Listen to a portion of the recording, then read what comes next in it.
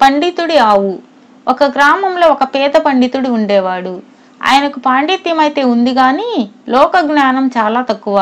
ఒకనాడు పొరుగురి వాడు ఈ పండితుడిని పిలిచి ఒక గోవును ఆయనకు దానంగా ఇచ్చాడు. ఇంతకాలానికి తనకు పాడి దొరికింది కదా అని సంతోషిస్తూ పండితుడు ఆవు మెడకు పలుపు కట్టి దాని చివర పట్టుకుని తన గ్రామానికి ప్రయాణమయ్యాడు. మధ్యదారిలో ఒక అడవి ఉన్నది. నిర్జనమైన అడవి మార్గాన ఆవును వెంట పెట్టుకుపోయే పండితుణ్ణి ఒక పొదచాటు నుంచి ఇద్దరు దొంగలు చూశారు. ఇతనెవరో అమాయక బ్రాహ్మణులా ఉన్నాడు. చుట్టుపట్ల ఎక్కడా జనసంచారం కూడా లేదు. నేను చెప్పినట్లు చేస్తివా, మనం ఈ ఆవును కాజేయవచ్చు అన్నాడు పెద్ద దొంగ. రెండో వాడు సరే అన్నాడు. ఇద్దరు దొంగలు చప్పుడు చేయకుండా వెనక నుంచి ఆవును సమీపించారు. పెద్ద దొంగ ఆవు మెడలో పలుపు ఊడదీసి తన మెడలో వేసుకుని నడవసాగాడు. రెండో దొంగ ఇదే మంచి సమయం అనుకుని ఆవును చప్పుడు కాకుండా అక్కడి నుంచి వెనక్కు తోలుకొని పోయాడు. తన అనుచరుడు చూపు మేర దాటగానే మెడకు పలుపు వేసుకున్న దొంగ పలుపును గుంజసాగాడు. ఆవు ఇలా చేస్తున్నదేమా అని పండితుడు వెనక్కు తిరిగి ఆవుకు బదులు మనిషిని చూసి నిర్ఘాంతపోయి నిలబడిపోయాడు. దొంగ ఆయనకు నమస్కారం చేసి, స్వామి, తమ దయ వల్ల నాకు శాప విమోచనం అయింది. నన్ను మళ్ళీ మనిషిని చేశారు. తమ రుణం ఏ విధంగా తీర్చుకోగలను అన్నాడు. నీ శాపం ఏమిటి, తీరటం ఏమిటి అని అడిగాడు పండితుడు. స్వామి, నాకు తండ్రి చిన్నతనంలోనే పోయాడు. నా తల్లి నన్ను ఎంతో శ్రమపడి పెంచి పెద్ద చేసింది. కానీ నేను ఆకతాయినైపోయి అల్లరిచిల్లరగా తిరుగుతూ తాగుతూ జోదం నేర్చి నా తల్లిని చాలా ఉసురు పెట్టాను.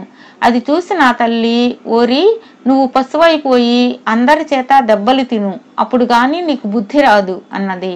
నేను ఆమె కాళ్ళ వేళ్ళ పడగా ఆవిడ నా యందు దయతలచి, ఓరి, నిన్ను పండితుడు ఎవరైనా దానం పట్టినప్పుడు శాప విముక్తి అవుతుంది అని అనుగ్రహించింది.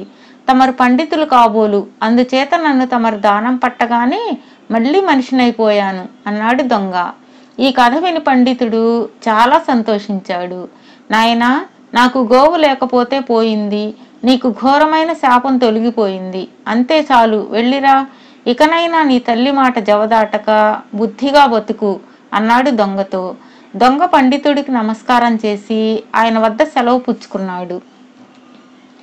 తరువాత దొంగల ఆవును గోదానం చేసిన వారింటికే తీసుకుపోయి, అయ్యా, మా యజమాని ఆవును ఎక్కడన్నా అమ్మిరమ్మన్నారు. ఆయనకు డబ్బు అవసరంగా ఉన్నదట. దయవుంచి మీరే ఏదో ధరకు తీసుకోండి అన్నారు. పండితుడికి డబ్బు అవసరపడిందని అనుకుని ఆ గృహస్థు తాను దానం ఇచ్చిన ఆవును తిరిగి మంచి ధర ఇచ్చి దొంగల వద్ద నుంచే కొన్నాడు.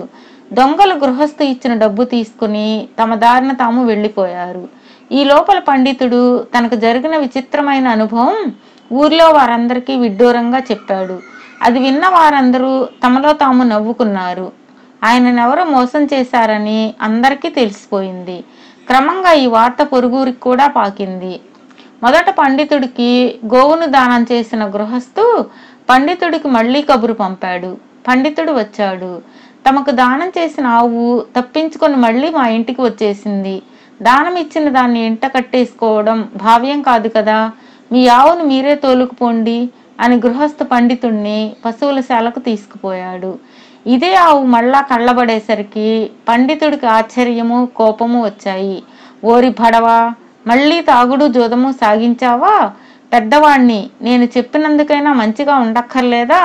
నీ వంటి పాపిని నేను మళ్ళీ దానం పట్టి శాప విమోచనం చేస్తాననుకున్నావా?